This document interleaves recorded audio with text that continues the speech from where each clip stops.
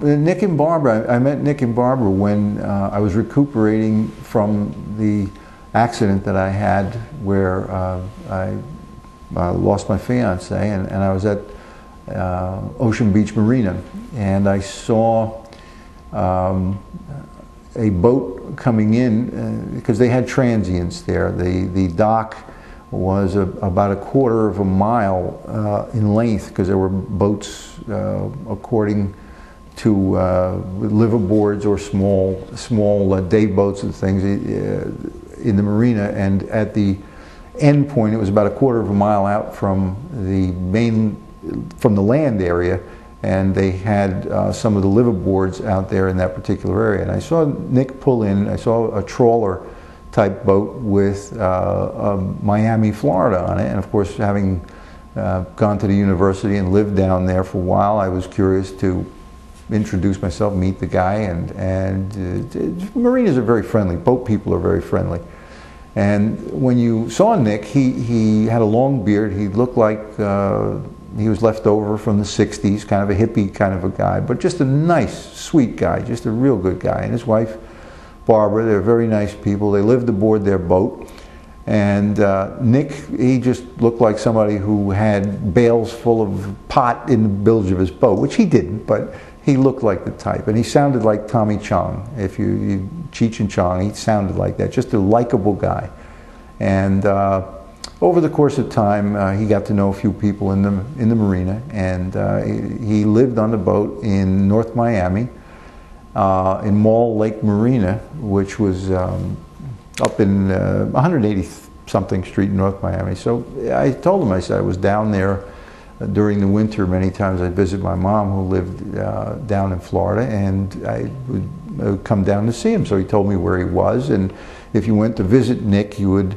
He didn't live in the marina. He lived in a cove anchored in the boat off the marina. So if you wanted to visit Nick, you would pull up to the edge of the bulkhead with your car and blow the horn and flash your lights, and he would see you and come in with his little boat, and then he'd take you out to his boat where, you know, he'd come and, you know, you'd sit and have drinks, or, you know, you entertain each other. And he lived on the boat, and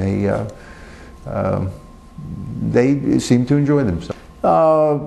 They were just, they didn't have a whole lot of money or anything. They weren't very well off. We had gone at one point for their anniversary. I had taken them over to what was the Howard Johnson's in Hollywood, and bought them dinner and some champagne and for their anniversary. And at another point we went down to the Keys, and they had lived in the Keys formerly when Nick was, well, there was no secret. He had been smuggling pot. He admitted it. It wasn't any big deal. He had said he had done that years before.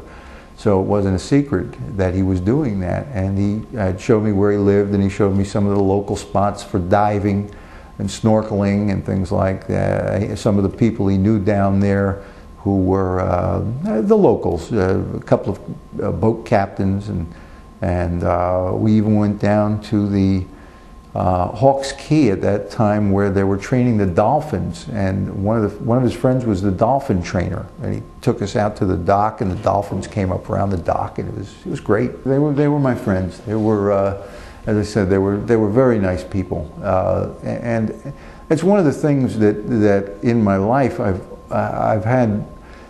My friends always have told me, you know, your friends are weird, but that's what all my friends say about my other friends. And I guess it's kind of true, because I have sort of an eclectic mixture of people that I associate with. Some people, of course, are much closer than others would be. And again, how to describe the closeness? I mean, they weren't my closest friends, but they were nice people. When they were there, you'd be very comfortable around them, and they weren't the kind of people that I would normally keep a lot of company with, but they were certainly associates. They were enjoyable to be around. No, I knew them. You had asked before, and I didn't get to that, but I knew them. Bud Lehman had brought them around to my boat one day and just introduced them as friends of his. And they had come by and had a couple of drinks. This was about a month before all of this occurred. So the standing joke in prison was that, yeah, I knew these guys 30 days and they got me 30 years, you know, ha ha, you know, it's real funny, but that was the whole point. But if you really want to condense it into a ball, it's like saying that here are two guys that I know for a month, and I'm going to conspire against two friends of mine and either kill them or dispose of their bodies, or the accusation against me being an accomplice to them for the purpose of robbing them and stealing from them after knowing them for 30 days. I mean, I'm going to associate myself with two people and commit these horrendous crimes. It's just absurd. It just makes no sense. But these guys were, when I met Alonji and Marzino, Tony Alonji was a very interesting guy. He was like a character out of a movie, like out of The Sopranos or something. He spoke like that, and if you listen to him talk, he's very charismatic. And he had been in Raway in prison back in the 70s, and he was one of the founders. He established with a bunch of other guys the Scared Straight program.